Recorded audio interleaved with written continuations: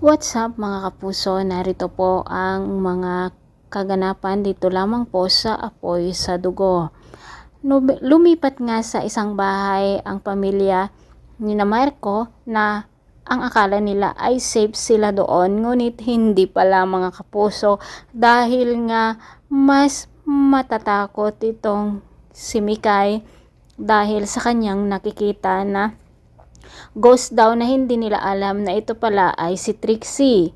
Noong dinala sa mental hospital itong si Kiara, ay nandoon nga si Trixie at nag-usap nga sila mga kapuso. At sinabi ni Kiara na si Vanessa daw ang kanilang kaaway, kung kaya't gumawa itong si Trixie ng paraan para nga makalabas siya dito sa mental facilities at maghiganti dito kay Vanessa.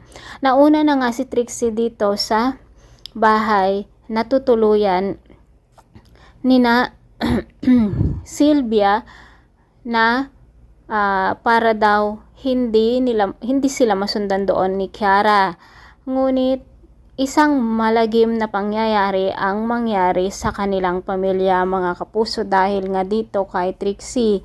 Ang unang ang biniktima ni Trixie ay walang iba kundi ang yaya nitong si Mikay, ang kanilang katulong. Samantala mga kapuso, habang hinahanap nga nila itong kanilang katulong, sumunod naman na biniktima nitong si Trixie ay walang iba kundi si Lexie, ang kapatid nitong si Marco.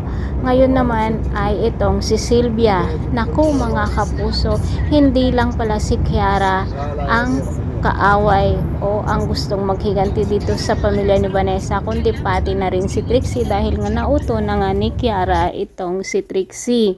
Ang akala ni Trixie ay si Vanessa nga ang kumidnap noon sa kanya, ngunit hindi nila alam na si Kiara pala ang mismong gumawa niyon. Ngayon mga kapuso ay makikita kaya ni Marco na si Trixie nga ang tao dito sa bahay na pinuntahan nila na nagpapakita kay Mikay na ghost. Sana naman mga kapuso mayroong mag-rescue sa kanila, dahil nga hindi naman pala sila safe dito sa bahay na kanilang pinuntahan. Bagkus mas lalo pang magiging katakot-takot ang kanilang kahihinatnan at unti-unti ngang papatayin o unti-unting i-injeksyonan ni Trixie ang bawat tao dito gaya ng katulong upang maging paralyzed.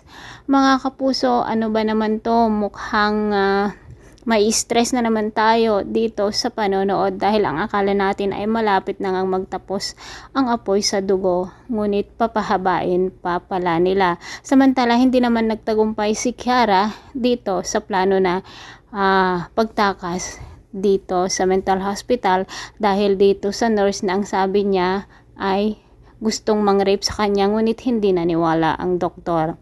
Mga kapuso, pakabawan po natin ang bawat eksena dito lamang po sa Apoy sa Dugo. Maraming salamat. God bless.